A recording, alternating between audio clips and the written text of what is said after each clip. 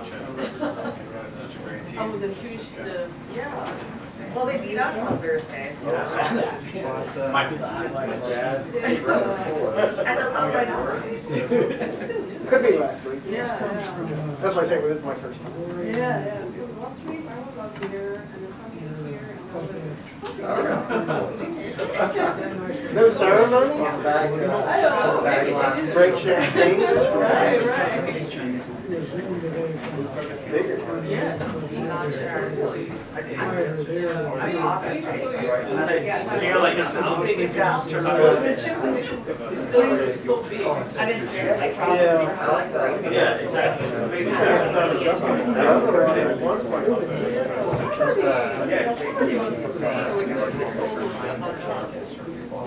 Yeah, you can see the wood there with the thing right there.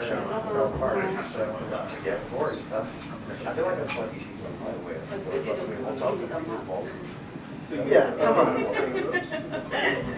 Really? Yeah.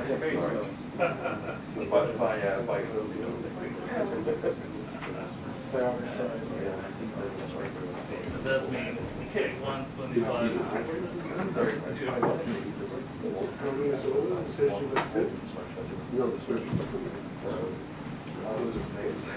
We'll do it for something. Thanks. Urban. I'm sure that's well, maybe. Yeah.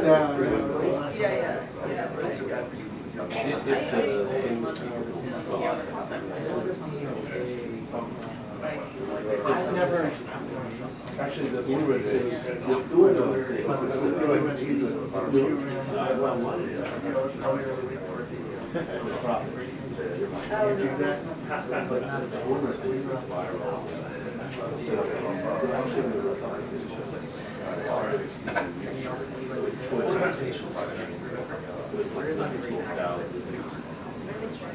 Yeah. 145 Oh. Just because I was home. If I wanted to, I couldn't. You know what I'm talking exactly. Yeah.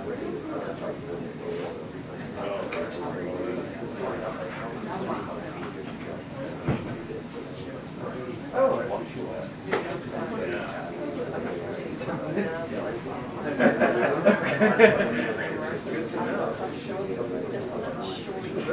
I've done it Italy. Everything,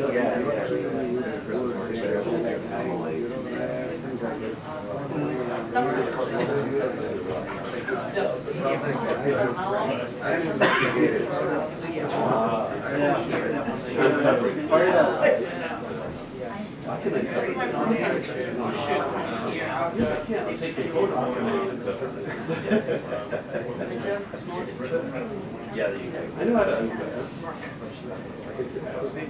They'll be back in business tomorrow.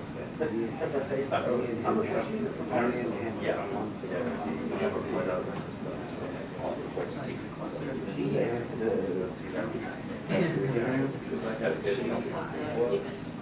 I know, yeah. Why would he be responsible for that?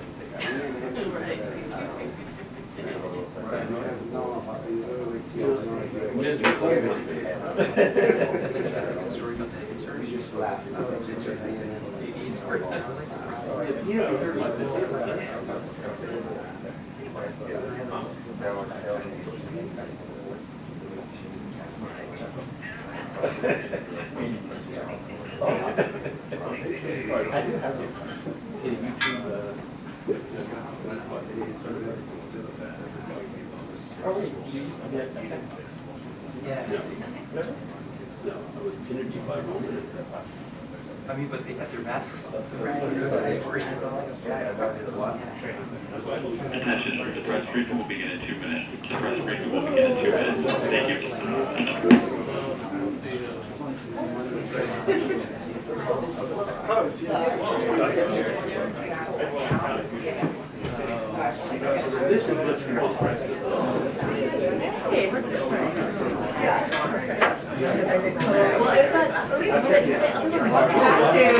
you.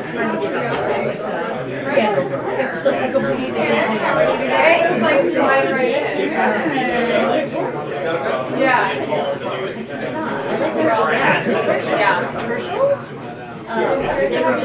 She said, it's been through a lot of it. So have you. Especially for food.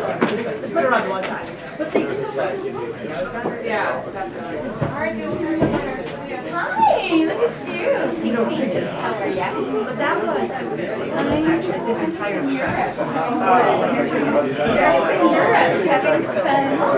On vacation. How was it? Was it good? Did you bring your son? Yeah, what it looks like. I think might have been last year. He's done. He's done. Yeah.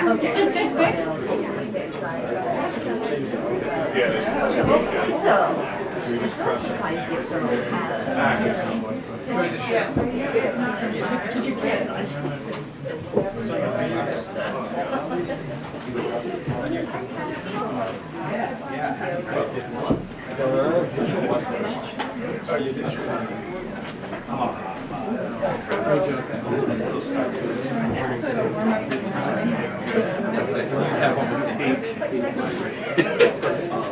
We would have been. Yeah.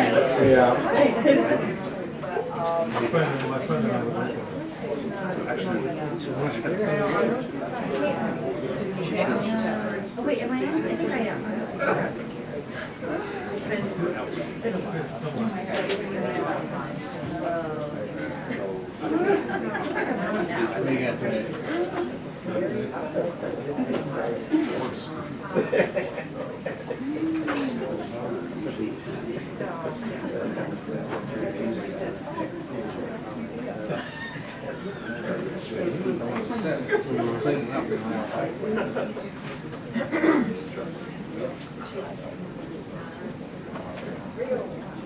Here we go. Good afternoon, everyone. So President Biden vowed to lower prescription drug costs for seniors and families, and he's delivering on that promise. Today, the president will visit the National Institutes of Health Clinical Center in Bethesda, Maryland, to announce that dozens of pharmaceutical companies raised prices faster than inflation, triggering rebates to Medicare for outrageous price hikes. Maryland, to announce that dozens of pharmaceutical companies raised prices faster than inflation, triggering rebates to Medicare for outrageous price hikes.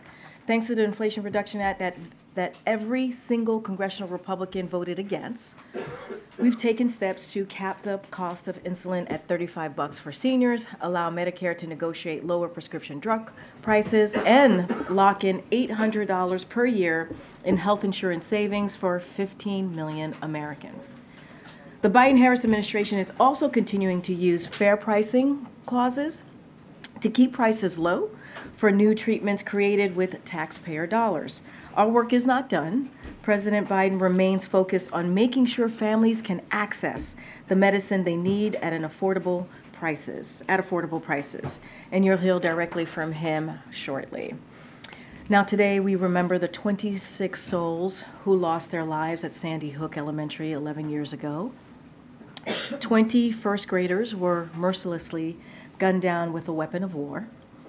And 6 brave educators were also killed, sacrificing their lives to protect their students. The President and the First Lady are praying for the moms and dads who lost their young children that day. For the family members and survivors in the Newtown community, so many of them have courageously gone on to fight for change and end the gun violence ripping apart lives and communities. As the President said this morning, we should not live like this.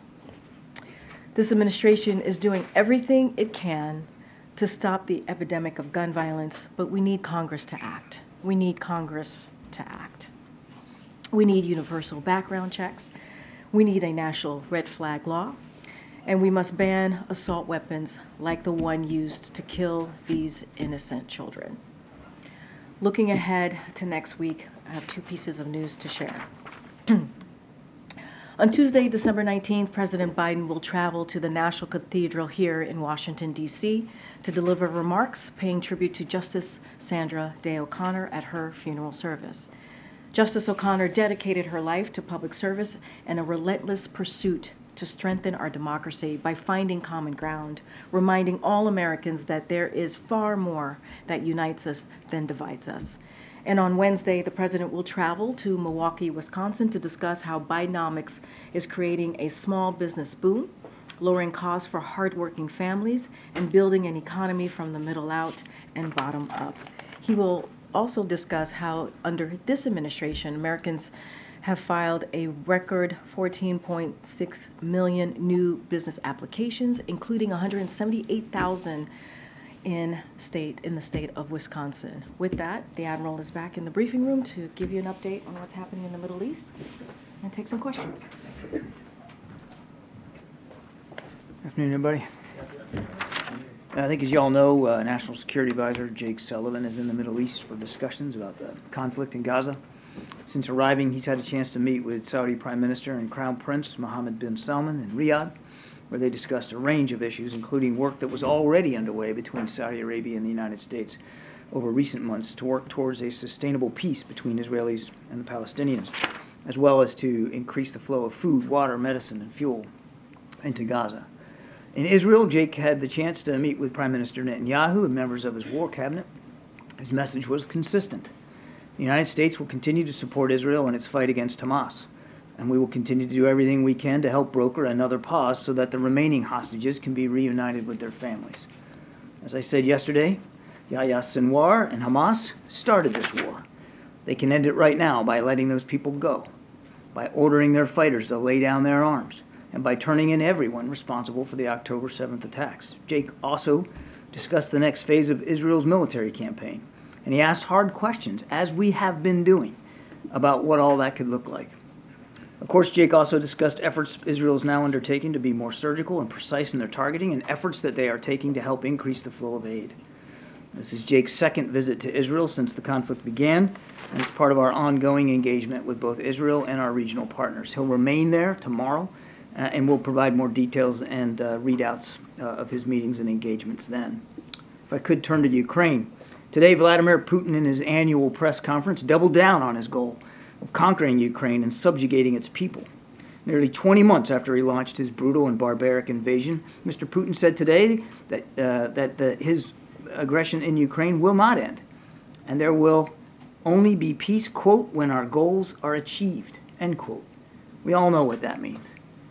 But I sure hope that those House Republicans who have for months held hostage critical assistance to Ukraine heard Putin's message loud and clear. Instead, they're heading home for the holidays, while Ukrainians are heading right back into the fight. They'll face more shelling, more air attacks, more cold, dark nights, and just over the last 24 to 48 hours, we've seen additional airstrikes by Russia on critical infrastructure. And they'll face more death and destruction to their families and to their homeland. They need our help, and they need it right now, not after the eggnog. If that's not enough to move you or change your mind, think about our own interests here. We know that what happens in Ukraine doesn't just happen to Ukraine. It's no foreign war. Putin is challenging the very international order that we helped build. He's challenging the UN Charter. He's challenging the very notion of sovereignty. He's challenging democracy itself. Russia seeks to remake the international order to create a world conducive to its highly personalized and repressive type of autocracy. That would have profound effects on freedom and prosperity everywhere. So in short, we cannot afford not to help. Imagine the cost in blood and treasure in the lives of our own troops and those of our NATO allies if we just walked away from this effort, if we just let Putin take Ukraine, wipe it off the map as an independent country.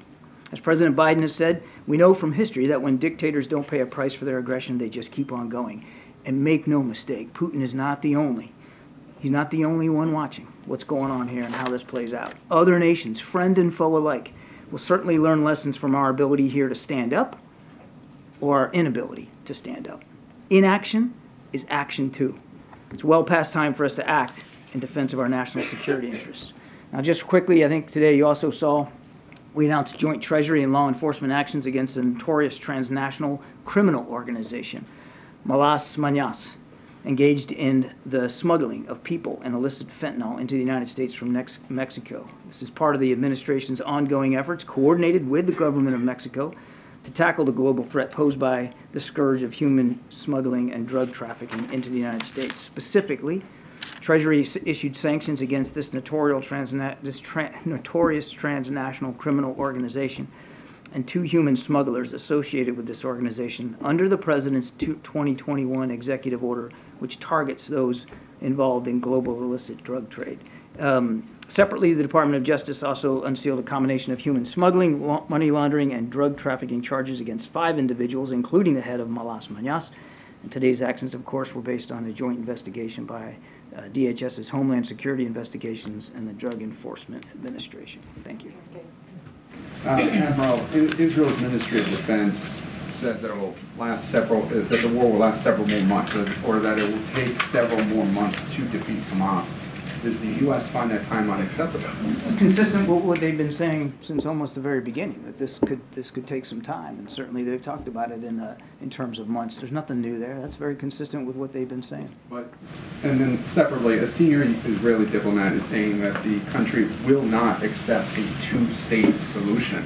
That runs contrary to U.S. policy. What's your reaction to those comments? We still adhere to the promise and the vision of a 2-state solution. Nothing's changed about our policy. I'll let the Israelis speak for themselves. We still believe, the president still believes, it's not only possible, it's in the best interest of the Israeli people and the Palestinian people. But how is peace at all possible if the Israelis cannot accept that? As I said yesterday, Gabe, a 2-state solution may seem elusive right now. We're not fooling ourselves. We know that everybody's focused right now on the fight against Hamas. But it requires leadership, a 2-state solution. It requires leadership on all sides here to be able to roll up their sleeves and do the right thing, not only for their people, but for everybody in the region. The president is an optimist, and he still believes that it's the right answer, the right solution, and he still believes it's achievable.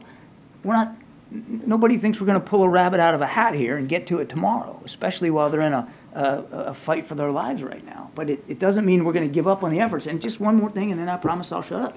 When he was in Riyadh, this was an idea. This notion was brought up by Jake with the Crown Prince. And as you know, before October 7th, we were working towards normalization between those 2 countries. And the indications that we've gotten from the Saudis is that they're still interested in pushing forward on that. You said it requires leadership. Does it require more leadership on the part of Benjamin Netanyahu? It requires leadership across the board. Thanks, John. Follow on Gabe's question, you mentioned the Israelis have been consistent about wanting additional months for this campaign. Is that acceptable now at this stage to the United States for this to continue on for more? It's been 2+ months now. I think, look, we all want it to end as soon as possible. And as I said in my opening statement yesterday and today, it could end today if Sinwar did the right thing and just laid down his arms and surrendered and gave the hostages back. That doesn't look likely right now, this war that Hamas started. And Israel has a right and responsibility to continue to conduct this war to protect their people and to protect their nation. Again, how long that's going to take, I can't predict, and we're not dictating terms to the Israelis about how long it has to take. It has to take as long as they feel they need to take to be able to eliminate this threat. But obviously, we all want it to be over as soon as possible. The U.S. position in the last several months has been that in a post-war environment, that Gaza must be controlled by a revitalized Palestinian Authority. What gives the U.S. any sense that people of Gaza want the Palestinian Authority involved in the Gaza Strip, or even in the West Bank, since majorities want Abbas to go? Does Abbas need to go? We believe that the Palestinian Authority should be involved in the governance of the Palestinian areas, including Gaza, and that we believe that that's best achieved through a reformed and revitalized Palestinian Authority.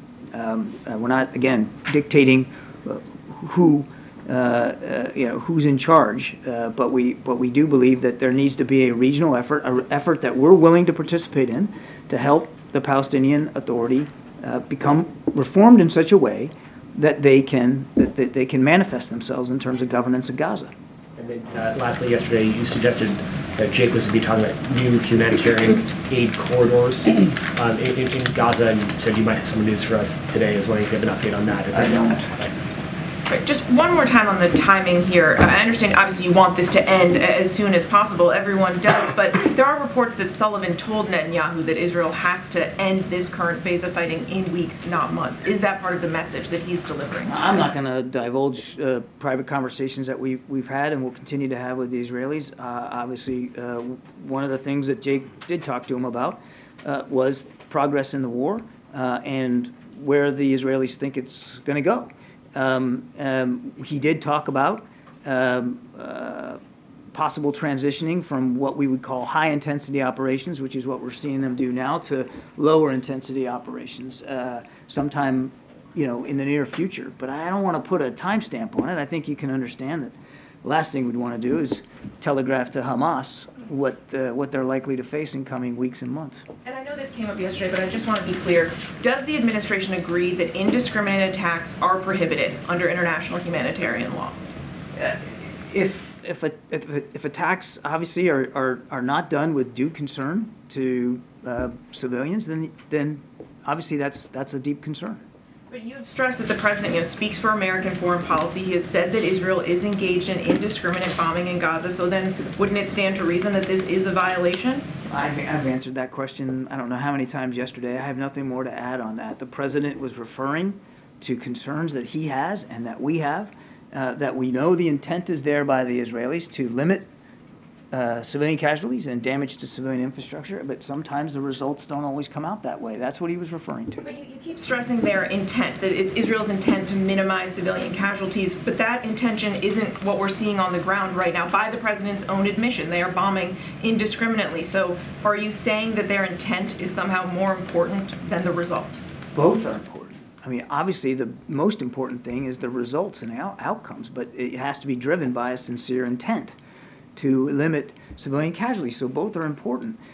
Look, I don't think it's useful to revisit the whole discussion from yesterday because you're not going to get a different answer out of me. We don't want to see a single more innocent civilian killed or wounded. One is too many. We've said that over and over again. And we're working hard with the Israelis. And Jake's doing that right now to get a better sense of what they can do, as I said in my opening statement, to be more surgical, to be more discriminate in their targeting. That's important. At the same time, it's important that they have the tools and capabilities they need to go after a truly genocidal threat represented by Sinwar and these Hamas terrorists. You said that Jake was encouraging the Israelis to start transitioning from high intensity to lower intensity operations in the near future. I know you don't want to get into the timeline, but how would the U.S.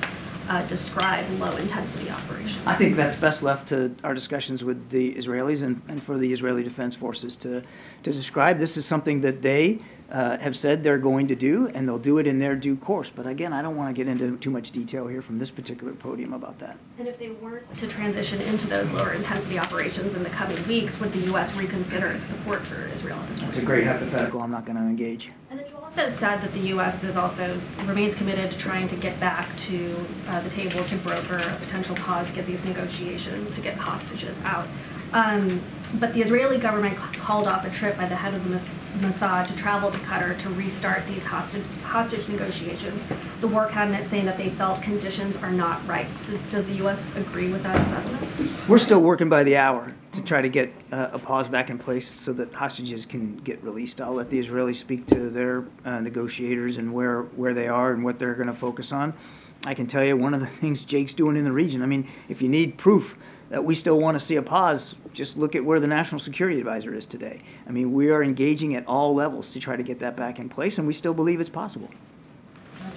Yeah, John, I just want to follow up on the West Bank violence. So 275 people have been killed there since October 7th, including 12 just over the last 3 days in Jenin. Are you worried about the violence that you're seeing there and that it could escalate, that it could basically engulf and move the conflict from Gaza, the enclave in the south, to a broader region across the West Bank and potentially even including Palestinians inside of Israel? Yes, and the president has, from a very early time in this conflict, talked about that exact concern, that exact worry. These numbers are troublesome as well, and we are deeply concerned about that. And that is yet another thing that we continue to talk to our Israeli counterparts about. So what exactly is the U.S. plan to sort of help these 2.7 million people that are displaced in Gaza right now? I mean, nearly all of them have been forced from their homes. Winter is coming, it's getting colder, there's no food, people are... That's why, even when the pause fell apart, we continued to urge for a flow of humanitarian aid and assistance that was about at that level. Now, we haven't always reached it every day, but we've been trying very hard to keep that level of assistance up. And we're going to continue to do that. I mean, the United States literally is leading the international effort to get food, water, medicine, and fuel into the people of Gaza. And we know that as winter comes, that's going to be even more important. We're not going to lay off that task. Can you airdrop supplies in? Airdrops can be done, but the best way to do it in Gaza, just because it's so densely populated and so densely urban, the best and safest way to get it in there, in terms of volume as well, is through trucks. Okay, and then just one quick question. Today there was an attack reported on a Maersk cargo ship. Do you know anything more about that? Can you give us any details? I don't have any details on that particular. Are you talking about something in the Red Sea? Yeah. I'm not familiar with that particular attack. Okay, JJ. On the president's phone call with Turkey and President Erdogan today, can you share any details about their discussion about Turkey's request for the F-16 fighter jets? We'll have a more detailed readout for you here shortly, I think. President appreciated the time that President Erdogan gave him. They certainly talked about a range of issues, including what's going on in the Middle East between Israel and Hamas. They talked about NATO and Sweden's accession, and I do believe just the general support for, again, we'll wait for the readout, but I certainly wouldn't be surprised at all if it was also raised that we continue to support a modernization program for their F-16s. On the defense budget, are you worried that the extension of FISA, which gives the FBI the power to conduct warrantless spying on foreign citizens and Americans who they interact with, do you think that's Americans are also at risk of being spied by the government? Are you talking about 702? Yeah, 702. Yeah. Look, we have talked about this for quite some time. We believe that 702 gives us very important tools and capabilities to protect the American people by focusing on the collection of useful intelligence overseas. And that's what it's designed to do. And again, we're watching what's going on in the House. The House Intelligence Committee has put forward a full reauthorization of 702 that we think is worth looking at, and we urge everybody in the House to look at it seriously. There's some reforms in there that I think, as I said earlier, might be a little bit difficult for us to sign up to, but in general, 702. Look, I mean, Zawahiri, right? The colonial pipeline. I could go on and on of things we were able to help improve our safety and security, and to go after threats to that safety and security that 702 gave us. So it's really important. From your experience after 20 years of war in Afghanistan, fighting also ISIS, do you think that Israel is really going to dismantle Hamas with the U.S. corporation? Our own experience tells us that if you can go after the leadership of a terrorist network, and this isn't just a terrorist network, it's also a military organization as well, that you can have a very significant effect on their ability to plan, train, resource, recruit, retain, and execute attacks. We saw that with ISIS. We saw that with Al-Qaeda. So the idea of going after their leaders makes sound military sense. Now, are you going to eliminate the ideology? Probably not. I mean, ISIS still exists in Iraq and Syria, and Al-Qaeda still exists in places, although they've metastasized somewhat. Both groups are radically diminished in terms of their ability to threaten our national security because we focused so much on their leadership. So it can have a profound effect. Thank you, Karine. John, you told me yesterday that a future governance in Gaza must exclude Hamas, requires reform in the Palestinian Authority, and represent the Palestinian people. Can you explain what the administration believes to be Israel's role in supporting this, especially if one is to believe allegations that Prime Minister Netanyahu has been working to divide leadership in the Palestinian people, essentially by choking the Palestinian Authority while also supporting Hamas by allowing foreign funds to be received by them? I don't think I can really improve upon what I said yesterday. We believe that whatever governance in Gaza looks like, it's got to meet the aspirations of the Palestinian people. We know Hamas does not represent the vast majority of the Palestinian people. And so what we believe, as I said earlier, is that the best way to get at that kind of governance is through a reformed and a revitalized Palestinian Authority, which Secretary Blinken has spoken to quite well, that we're going to continue to work on. Do you believe that Israel has a role in that, though? Of course, Israel would have a role in helping us move towards that outcome, as well as other regional partners and Arab states in the region as well. And on Jake's visit, with him meeting the Saudis and the administration saying that normalization between Saudi and Israel will bring the goal of a two-state solution together. Can you break that down for me, please? How does that work in the current post-October 7 reality? Again, Patsy, we know that a two-state solution right now is going to seem elusive to a lot of folks. We understand that, given what's going on since the 7th of October. So, but that doesn't mean you give up on it. And in his meetings in Riyadh, one of the things Jake talked about with the Crown Prince was the idea of normalization between Israel and Saudi Arabia. This is an idea we had been pushing forward before the 7th of October, and we have indications that the Saudis are still interested in having that conversation going forward. That's a positive thing. Are we going to get there tomorrow? No, of course not. But that's, as I said yesterday, it's an important milestone to perhaps getting to a viable two-state solution. And one last one, please. The Council on American-Islamic Relations, or CAIR, has called on the Biden administration to respond to reports that the Israeli military has shot women, children, and babies in, quotes, execution style after they sought refuge in a school in Gaza. Is there any truth to those claims? I haven't. I have no indication to verify those accusations. Just take you to another part, two other parts of the room real quick.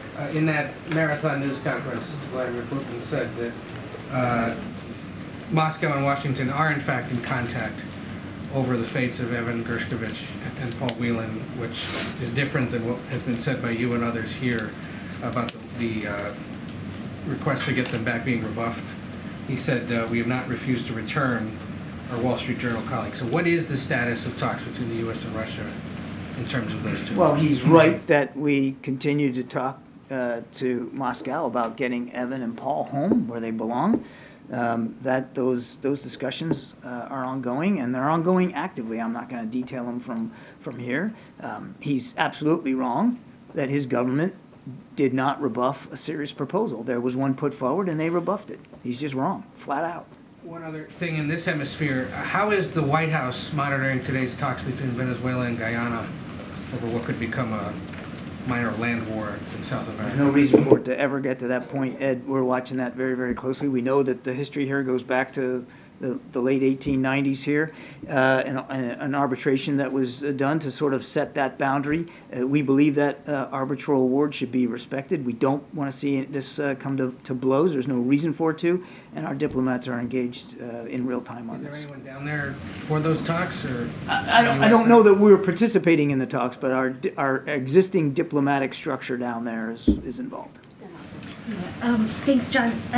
If I can go back to the Middle East, you've said that the administration has made it very clear to the Israeli government about the need to minimize civilian casualties.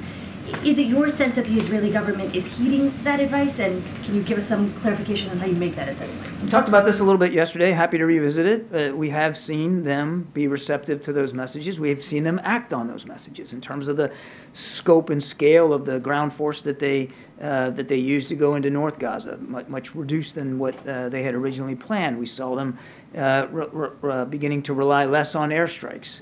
And because they've got troops inserted, and when you have troops inserted on the ground, you are able to target in a more precise way. You also take a higher risk to your forces. They lost 10 of their soldiers a day or two ago, largest loss in a single day, so there's a risk to your forces when you do that.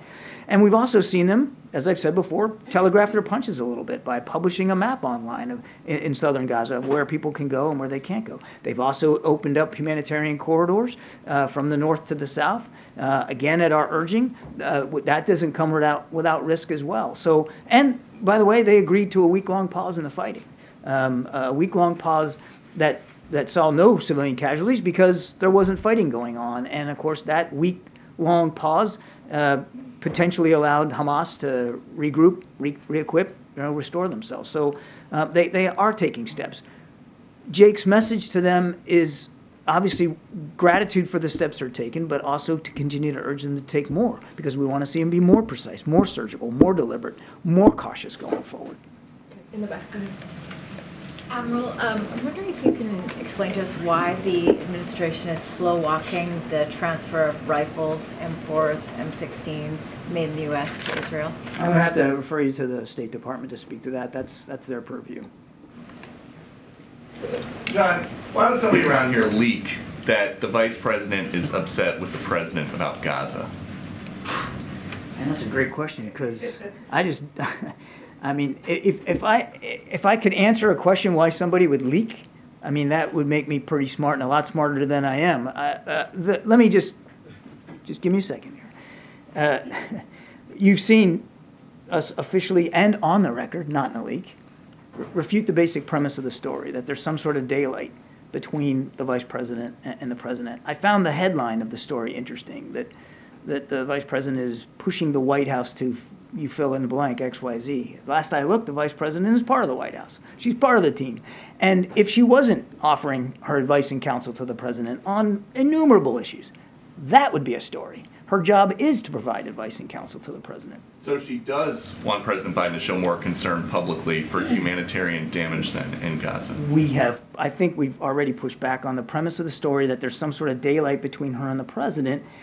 I would say that the entire leadership team here in the administration, Peter, wants to see no civilian casualties, wants to see the Israelis be more surgical, more precise, wants to see that humanitarian aid is increased into Gaza. And obviously, as the vice president has said herself, we all want to make sure that Israel has the tools and capabilities they need to defend themselves. Is President Biden okay? Yes, he is. Yeah, is he? That's good. That's a big story for us. Is the president okay that people from the vice president's team are going to the press with this?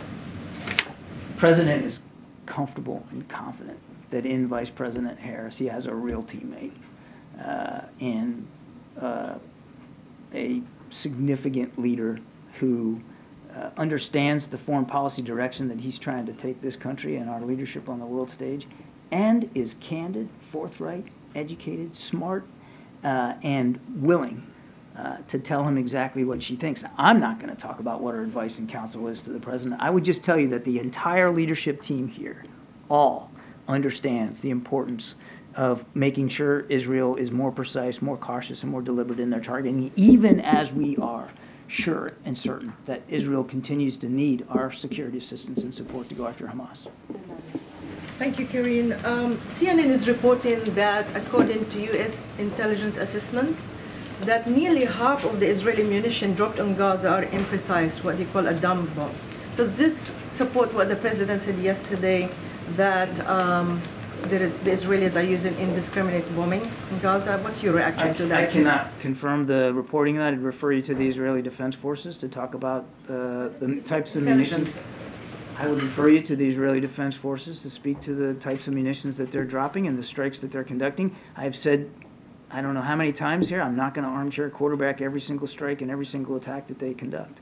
Another question. You just said that this war can end if Hamas lay down their arms.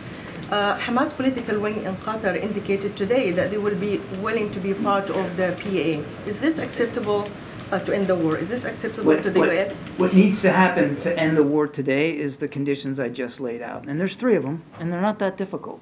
Lay down your arms, turn over those who were responsible for the October 7th attacks, and give up all the hostages. 3 simple things, and this thing can be over. It can be over today. Thank you. I have 2 quick questions. First, I wanted to follow up on your comments about the Palestinian Authority remaining in governance. I'm just curious, as Congress puts together an aid package for Ukraine and Israel, does the president want to see the Taylor Force Act remain in effect, or is he open to U.S. aid going directly to the Palestinian Authority there? You're going to have to refresh my memory on what the Taylor Force Act is. Taylor Force Act prohibits direct funding to the Palestinian Authority so long as their policy of sending aid to the families of deceased terrorists is in effect? Look, this is all part of what we believe should be a reformed and revitalized Palestinian Authority so that they can be credibly and authentically in charge of governance over Palestinian territories. So, and then second question, any comment on Argentinian President Milei's proposal to dollarize their economy there? Is that something that the White House welcomes? I'll take the question. Don't have an answer for you there. Thanks, sir. We're going to wrap it up. Thanks, Karine. Thanks, Admiral. On Ukraine, the European Union has just agreed to open membership talks for Ukraine. Just wondered if you've got any reaction to that, and also does that mean that Europe might ultimately be a more reliable partner than the United States at the moment, given the current problems with supplemental funding? Europe is already a very reliable partner to Ukraine, and we would fully expect that will continue. There's been terrific unanimity with our European allies about supporting Ukraine. The EU can speak to their decision-making here in terms of inviting Ukraine or not. I'll let them talk about that. That's not something that we would comment on. We are focused on making sure Ukraine, as I said at the top, has what it needs, particularly in these tough winter months. We're also, there was just a conference here last week over commerce, working on making sure that long-term Ukraine has an ability to both develop a more resilient organic defense industry and a defense industrial base, as well as tap into the defense industrial base of the United States and some of our European partners, so that there's long-term, that they can meet their own long-term security commitments. And the last thing I'll say is here, we're also working with President Zelensky, as you saw this week, on his idea for a just peace and what that has to look like, and operationalizing that with nations around the world. All right, last question. On Ukraine, there's a small working group on Capitol Hill. Senators Langford, Sinema, and Murphy say that they're making some progress when it comes to the dispute at the heart of what's going on Capitol Hill, which is over changes in border policy. They say they're making progress. This may or may not, of course, end up extending their time here in Washington before they go home for the holidays. But just having them say they're making progress, is that enough to start the ball rolling and to assuage some of the concerns that the U.S. isn't doing anything? Is just saying they're making progress enough to get the ball rolling? In terms of assuaging the concerns about the international community that is watching and trying to follow the U.S. lead regarding aid to Ukraine. I think what will be most effective to that end is actually getting a deal done. And we certainly wouldn't dispute the senators' take that there's progress, and we're going to continue to engage again in good faith in these negotiations. I'm obviously not going to get into the details from the podium, but the process is moving forward, and that's a good thing. But what really will send a strong message, not just to our allies, but to Mr. Putin, who just today said he still wants to wipe Ukraine off the map, is actually getting the funding to support Ukraine. And yes, we recognize that that requires compromise and discussions over border policy as well as border security. And the president and his team were willing to engage in those discussions. Thanks. Thanks, Admiral. Thank you. Have a right to defend. Okay, go ahead. Thanks, Karine. I heard from Kirby a few minutes ago, give a colorful line, they need our help right now, not after the eggnog. I'm just wondering, Is that wrong? So the White House is sort of trying to amp up the pressure on congressional Republicans, it seems. Why do you think that's an effective strategy? And can you, given that you're saying that the Hill's not doing enough, can you talk about what the president himself is actually doing, since we haven't seen him do much? So look, as you know, the president has been in regular contact, regular touch, and he said this with congressional leaders from both sides, from the Republican and Democratic side of the leadership. I'm sorry? Has he talked to the speaker? I'm not going to get into like specifically who he's called, but obviously congressional leaders, right, from the Republican side and also the Democratic side, both parties.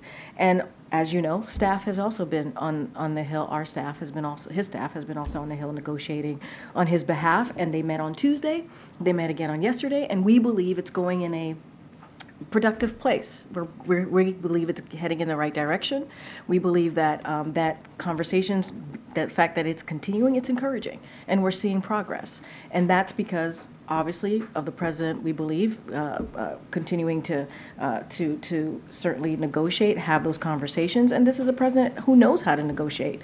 We've seen him do it multiple times over the past almost 3 years in this administration, being able to negotiate across the aisle and working on legislation, making things happen on behalf of the American people. Look, it's going in the right way. We understand that we have to find a bipartisan compromise to get this done, and we're talking about the policy side of it and the funding side of it as we talk about the border in relation to the border. And so we're going to continue to have those conversations. It continues on the Senate side. You heard us talk about how, and the Speaker said this himself, how he's going to, they're going to go on vacation. They're going to go on vacation while the Senate side continues to work, and that's not delivering for the American people when you go on vacation and go on Christmas recess. So you mentioned the president's negotiating. How is he a part of these negotiations? Is the White House now is he personally evaluating proposals? So he's in regular touch with congressional leaders. Don't have any specifics. Not going to negotiate from here. Obviously, his staff has been on the Hill yesterday and the day before yesterday and Tuesday and yesterday, having those conversation on behalf of this president, negotiating on behalf of this president. And so that's where we are. It is going in the right direction, we believe, because those conversations continue, and that's what matters as we talk about the border security and moving forward with making sure we get the supplemental done. And going in the right direction, does that mean a deal gets done when? I don't have a timeline on the deal. Obviously, we needed to get it done before the end of this year. That's our kind of our timeline here, but I don't have a specifics on if it's going to happen tomorrow, the next day. We just know it's going in the right direction. That's what matters. Okay, JJ. On those Ukraine border deal negotiations, what is your message to those Democratic lawmakers and immigration activists who are worried that the White House is giving up too much in these negotiations? So look, we've been in constant communication with Democrats and obviously the Congressional Hispanic Caucus. I know that they have put some concerns out there or been very clear about their thoughts. Don't have anything to read out on those conversations.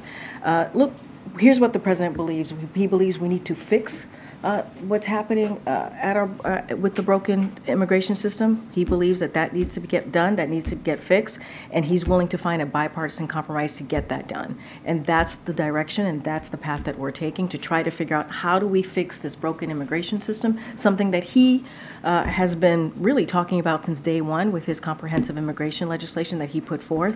And so that's the direction this conversation is going in. How do we find a bipartisan compromise to get this done as we talk about the policy and the funding as it relates to border security? Get it. Thanks, Karine. I want to ask you about inflation. So you mentioned the price of eggs, milk, and gas are down over the past year, but what do you say to Americans who are looking at the month that President Biden came into office? Eggs are up 24%, milk is up 17%, all types of gas is up 37%, and the prices overall are up 17%. So look, the president actually spoke to this not too long ago, I believe on Tuesday actually, just a couple days ago, and he says we know there's more work to be done, right? And that things are still unaffordable. And so while the prices, as you just mentioned, of eggs and gas and milk and toys and TVs are down, especially in this time as we're headed into a holiday season, as we're in a holiday season, there's more work to be done. And that's important. And that's why we're fighting to lower insulin. That's why we talk about junk fees and how we can save Americans money, right? That's why we continue to talk about health insurance premiums. That's why the president's going to make an announcement about what we were able to do with one of the provisions that's in the Inflation Reduction Act that only Democrats voted for, not Republicans, in order for seniors to get rebates on their Medicare. So all of those things are truly important. And so that's why he's doing everything that he can to do that. And you have Republicans on the other side of the aisle, right, who are talking about cutting taxes for the wealthy, big corporations, right, who are talking about cutting Social Security, Medicare, Medicaid. So the president's going to continue to fight for the American people, continue to make sure they have a little bit of breathing room. Is there more work to be done? Absolutely. But we have seen some prices go down in all of the products that I just listed. We have. There's still more work to be done, and we're going to continue to do that work. But I want to ask you about right, the transition. And that matters, right? It matters that we're not in. No, wait. It matters. Let's not forget what has been happening almost 2 years now, right? Putin's war right, but that has caused inflation. That has caused prices to go up, right? And so the president took action to make sure gas prices went down, which they have, right? And we're coming out of this pandemic. So all of those things have been part of where inflation is. But inflation is moderating. The president's going to continue to make sure that we lower cost and lower prices on those goods that you just listed out. I want to ask you about the transition. The White House is asking today to speed up the transition to Force Electric, and one of the things they announced is the federal employees would take the train. It's 250 miles. There's a list of things. I'm wondering if the president is thinking about making the Beast electric.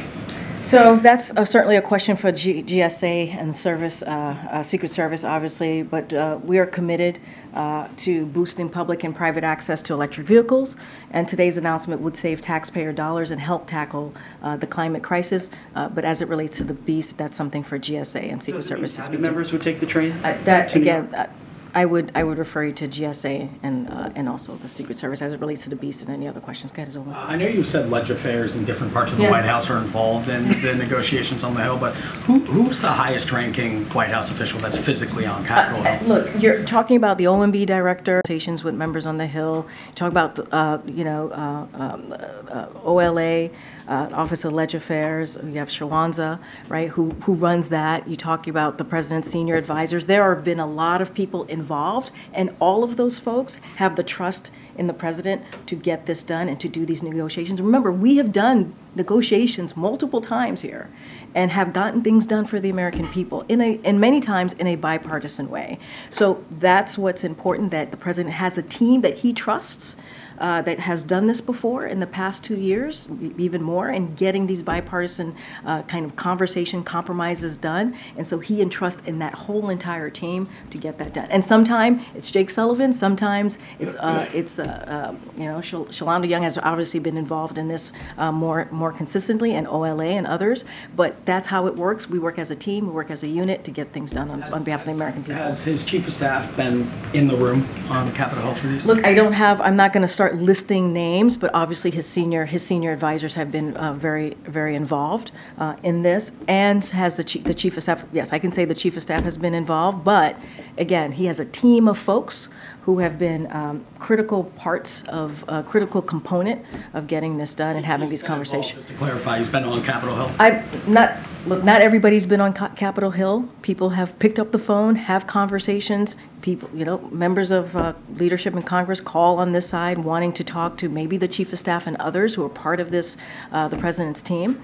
And so conversations certainly have been had. I don't have a list of who's been back and forth from here to the Hill. So it's been, again, this is the president's team who has done this many times before on negotiating and finding compromise, especially on important issues that matter to the American people. Go ahead, Karen. Thanks. 2 questions if I can. How concerned is the White House that there seems to be very little movement on appropriations bills, and that when lawmakers get back into town after the holiday recess, that first funding deadline of January 19th will be very quickly approaching? So look, let's not forget that that deal that was made, as we're talking about finding, negotiating, and the president's team being able to deliver, right, and working with congressional members on the Hill.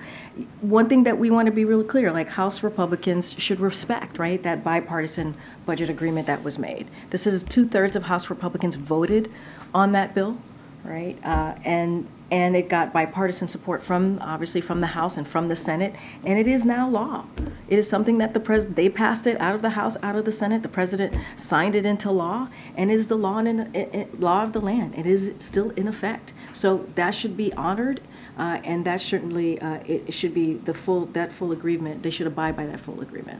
Second question, this is a local story, but a pretty big local story. Does the White House have any reaction to the possible move of 2 professional sports teams, the Wizards and the Capitals, and what that might mean for the revitalization of downtown DC after COVID?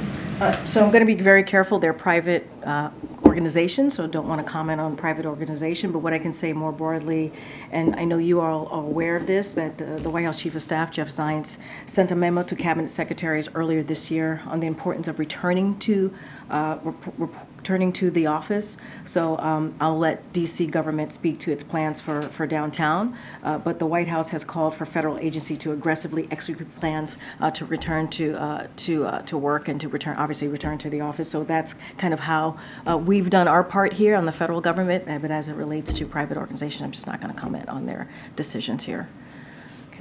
Karine, there's sort of an interesting problem brewing in Maine where the IRS has reversed its position in terms of taxing an energy subsidy that was paid to people in the state.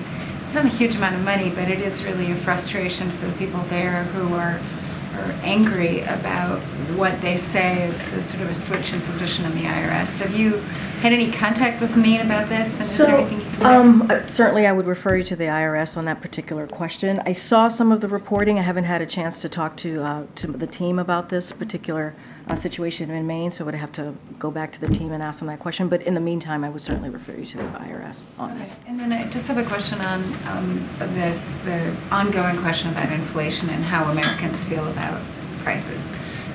This year, the Biden administration's made a big effort to sort of push Bidenomics and go out into the country. Do you anticipate doing more of that to try to hammer home this message?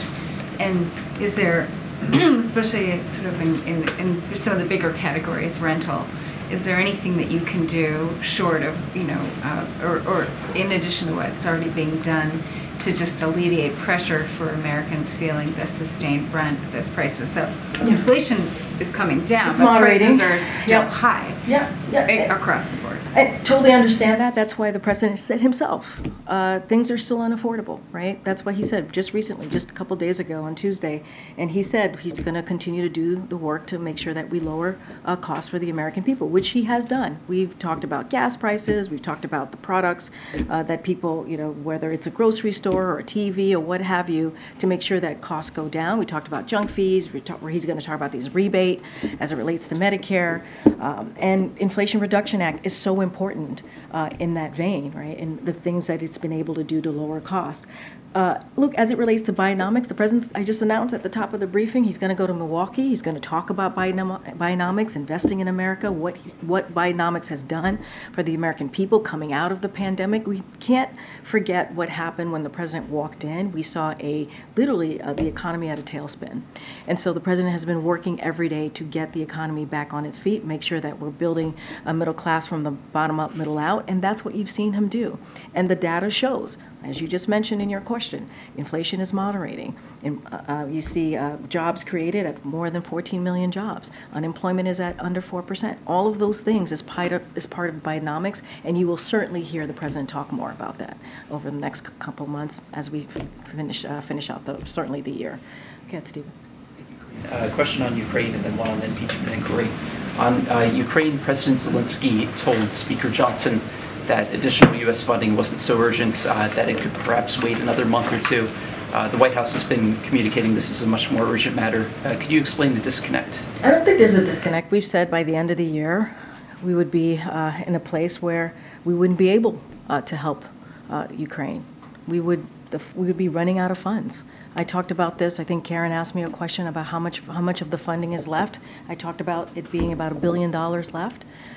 We are in a place where if we don't get that supplemental, we will not be able to help Ukraine in the way that we have for almost 2 years as they are defending their country, defending their democracy, defending against Putin's aggression. And you heard the Admiral lay into what Putin said today and how he wants to basically wipe off the map Ukraine. And we cannot allow that. We have to be part in making sure that Ukraine is able to fight for their democracy. So we have some funds left, not much, and we really need that supplemental. That's why we call it an emergency national security supplemental, because we need it. Ukraine needs it. They need to continue to defend their country and fight against tyranny. The impeachment inquiry, the House of Representatives voted last night to formally authorize the impeachment inquiry that started in September. For a lot of people at home who only view this in very broad strokes, could you explain to people why the president interacted with so many of his relatives, foreign associates, and why he continues to deny any interaction? How should people think about this? Well, let's be very clear here. And I talked about this yesterday, and I'll talk about it a little bit more. And the president put out a statement yesterday that was very clear. It's, what we're seeing from House Republicans is wasted time, and it is certainly, baseless political stunt. That's what we're seeing. And they're leaving, House Republicans are leaving this week to go, enjoy a nice holiday, right, as most Americans should. But What happened to the funding to Ukraine? You just asked me about Ukraine. They haven't been able to get that done. They haven't been able to help us fix what's going on at the border. They haven't been able to get that done. They haven't been able to start a conversation on how we're going to avert a shutdown in January. They haven't been able to do that. And so, look, there's been zero evidence. Zero evidence. You can ask me about engagement and what the president has done with his family in conversation, but there's no evidence. But there's no evidence. There is no evidence that the president has done wrongdoing. There's none. Absolutely none. None. And that is just a fact. You've heard it from Republicans themselves. So they're wasting their time. Instead of doing the work on behalf of the American people, they go after the president's family. That's a waste of time. Is there an easy way to counter the central message, though, that the president interacted with associates and has been lying about it since? The president is not lying about anything as it relates to what House Republicans are trying to do. It is baseless. It is a political stunt, and it has not proven that the president has done anything wrong. Anything wrong. And so they are wasting their time. They are wasting the American people's time. And what they should be doing is the things that I just listed. They're going to go home, but they haven't taken care of what we need to make sure that we are helping Ukraine. There's going to be potentially a shutdown next month. They have done nothing to avert that shutdown. Go ahead. A few things. Just to follow up on, you mentioned the concerns of the Hispanic caucus and some other groups. Have they now been contacted by White House officials and read into the ongoing conversations? We've been in touch with them. That's what I can say is we've heard their concerns. We've had conversations. We've been in regular touch. I'm not going to go into details about the conversation. A few other things. You keep mentioning how the House has left town. Would the president consider postponing any Christmas vacation plans of his own if there's no deal on Ukraine? We're hoping that a deal is done. I can't talk about changes in the president's schedule. We still have a week left, right, before that happens. We know that the conversation is going well, right? It's going in the right direction, we believe. We're encouraged by that. The president's team was on the Hill yesterday and also today, and also Tuesday. And so that's encouraging. That's encouraging. And that's what we're going to focus on. I just don't have anything, we don't have anything to share on the president's schedule. He's going to go, as you know, to Milwaukee on Wednesday, and on Tuesday he's going to go to the National Cathedral to give some words on behalf of Sandra Day O'Connor. And as we near the end of the year, just traditional presidential things, should we anticipate a year-end news conference? You guys he just did a press conference. You had a co-star. We got a co-star. Okay. He took 2 questions. No, he took more than 2 questions. There were 4. There were 2 plus 2. Okay, for American press. Look, guys. We're a needy bunch. You said it, not I did. Look, he did a 2 plus 2 on Tuesday. Gosh, the week is going by really fast. On Tuesday with President Zelensky, you heard the president speak very passionately and in an important way about the way forward with the foreign policy, how he wants to move, certainly wants to make sure we continue to aid Ukraine. I don't have anything else to add about an end of the year press conference, but the president's going to travel, as you know, on Wednesday. You're going to hear from him today, and so you'll continue to hear from him before the end of the year, certainly. Pardons and commutations? Oh, that's a good question. I don't have anything on that, but that is a good question. I know that tends to happen. All right, okay, go ahead. Last question. Just to follow up on inflation, housing costs have continued to go up significantly, even as we've seen other prices moderate. I know that obviously you said there's more to do, but what specifically can the White House do policy-wise here to make it easier for people to afford rent, much less ever have a hope of buying a home? No, it's a good question, and you're right. There are Americans who are very much still having a very hard time as it relates to housing, paying their bills. And so what we have done is, as you know, very early on in this administration, we put forth a housing plan, affordability plan that we believe is going to try to get some of these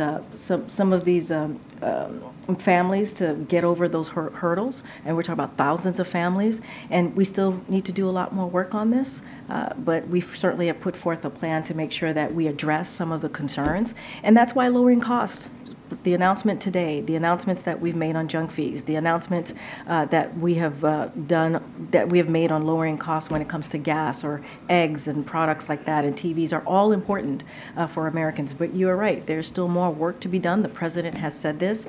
We put forth, like I said, a plan to reduce mortgage insurance premiums, for example, to make sure that that student loan borrowers qualify for mortgages. That's really important as well. And so that we have taken some steps on the federal level to ease that burden on American families. And I know you don't tell the Fed what to do from here, but in terms of people's perception of the economy, of Bidenomics, how much of a factor do you feel like interest rates, where the Fed is setting interest rates, plays into that?